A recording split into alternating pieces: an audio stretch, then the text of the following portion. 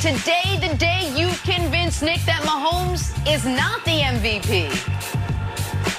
Look, Jenna, if yesterday wasn't the day that I convinced Nick Wright and all the MVP voters who is the MVP, then I don't know what else to do. Yes. No, say today's the day. It's going to happen today, buddy. It's going to happen today. Today's the day. We will get to that story, but we got to start this morning with a little fallout that comes with poking the beast. On Sunday, we heard from rookie Chase Young skipping off the field saying, quote, "I want Tom," ahead of Tampa and Washington's wild card showdown Saturday night. Well, somebody told Tom, now it's awkward. His head coach, Bruce Arians, responding with this. He's a hell of a player. Obviously, you know, making him a captain as a rookie speaks volumes. And both those kids from Ohio State, he and McLaren, are great kids. And but he's a handful. But so is Sweat, Payne, the rest of those guys. Ryan Kerrigan, I've had a ton of respect for a long time. So yeah, we'll have our hands full. But you know, that it's one of those games where you better watch what you wish for. Let's go. Let's go. Hey, Brandon, let's start with you. Good idea or bad idea for the rookie to be calling out the 6-time Super Bowl champ Tom Brady? Neither. It's a great idea, Jenna. It's not good. It's great. I think this is the next evolution for the NFL. We need to go from highlighting like teams, you know, this team versus that team. We need to do a better job of highlighting individual matchups. I absolutely love this. I think we need more of this. I want to see receivers and cornerbacks go head to head and talk throughout the week. I want to see Chase Young talk about Tom Brady. Chase Young is having a phenomenal year. Now, the stats may not show because he's sitting at 7.5 sacks on the season.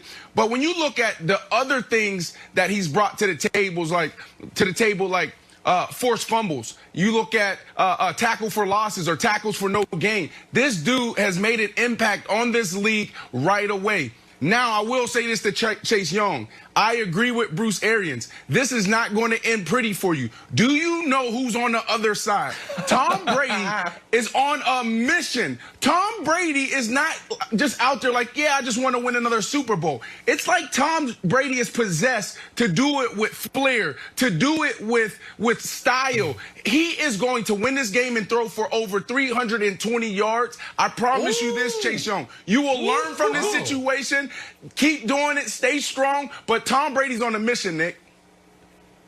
Well, that mission, if you're right, would be the destination would be the first time he's played well in the playoffs in a number of performances. Last 3 playoff games, 1 touchdown, 4 picks, passer rating in the 60s. I know Wilds can mutter, oh my, Wilds, you should have remembered some of those games. Look it up. I mean, it all happened. But, I mean, they played for your beloved Patriots. But here is why I love this from Chase Young. As a gambler, I would call this a free roll. This is all reward, no risk. It's not like Tom Brady was at anything other than peak motivation, peak attention, peak, focus on this game. So you're not getting a better version of Tom Brady because of this. But if you're right and you call your shot, Chase Young has the talent of a Hall of Fame caliber player. That's why he was the #2 overall pick. That's why he's a captain as a rookie. And if Washington wins this game and Chase Young goes on to have a brilliant career, guess what? This moment, this quote is brought up at his Hall of Fame induction. This young man knew he was destined for greatness from the moment he walked into the league. His first playoff game ever, he called out the greatest player of all time. And at that point, you'd have like a 70-year-old Tom Brady, still probably wrinkle-free, sitting on stage, grinning, but not, he was kind of upset because he's like, damn, that was the last playoff game I ever played in, was when Chase Young had 2.5 sacks and ruined my afternoon. Now, I will, Wilds, give one piece of advice to Chase. Be ready for and mentally prepare yourself for the inevitable and guaranteed phantom roughing the passer penalty that is going to be called against you. That's coming. That is Tom Brady while he is 6 out of 9 for Super Bake Bowls, that in. he is 30 out of 30 in drawing fake roughing the passer penalties in playoff games. There'll be a play where Chase comes in, hands up, he barely grazes the side of his helmet, and Brady looks at the ref and is like, now, throw the flag, and he'll get it. So deal with that, Chase. But this is all reward, no risk. I love it from Chase Young. Love it. Okay, I thought you were going to go with the prepare yourself not to get your handshake by Tom Brady, because if they do lose, he's storming out, headed to his new house in Miami. Here's the thing, Brandon, about Chase Young, and I do like it. I do love bravado. It's a little Dion Waiters-esque bravado where you're very confident, but the resume's not quite there yet, because Washington played 16 games.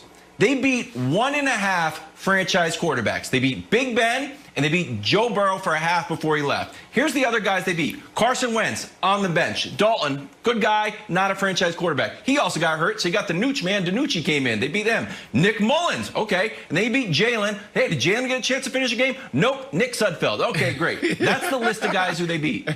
Here's who Washington lost to.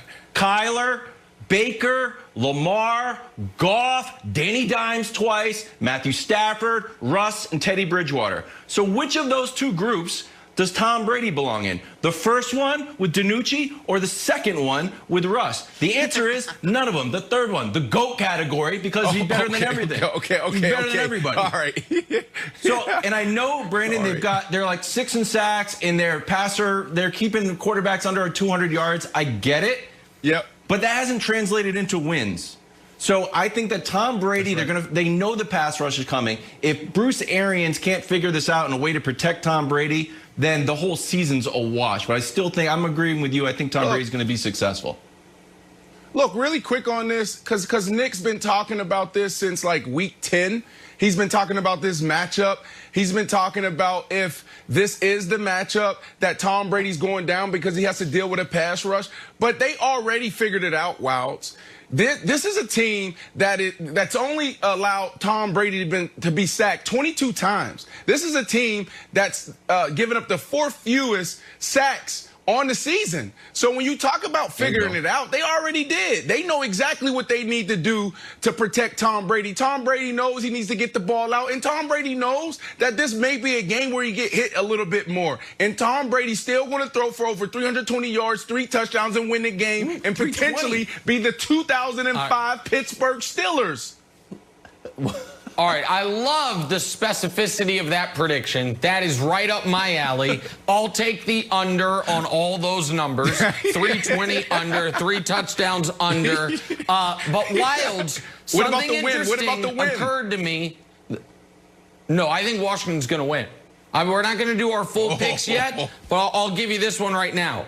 I think the upset of the weekend happens in Washington. They're now, by the way, the line keeps getting bigger. It opened at 7. It's now 8.5 for the Tampa Gronkaneers. Everyone's betting on them except for your old buddy Nick Wright. But Wilds, while you were listing those quarterbacks, because I didn't know you were going to say that, something occurred to me. So who's beaten Washington? Kyler, Russ, Lamar, Baker. What do all those quarterbacks have in common? They can move around. They move around. What can Tom Brady not do? Move. And so I do think, in a pocket? a little bit, little crab steps in the pocket. But what I will say is Washington has built their team for this moment. 2017, 2018, 2019, 2020. Allen, Payne, Sweat, Young. 4 defensive linemen with 4 consecutive first-round picks, with an older first-round pick, Ryan Kerrigan, still playing outside linebacker. If they have one thing they want to be great at, Jenna, it's harassing the opposing quarterback. And so Chase Young starting it with some cyberbullying, I'm all for.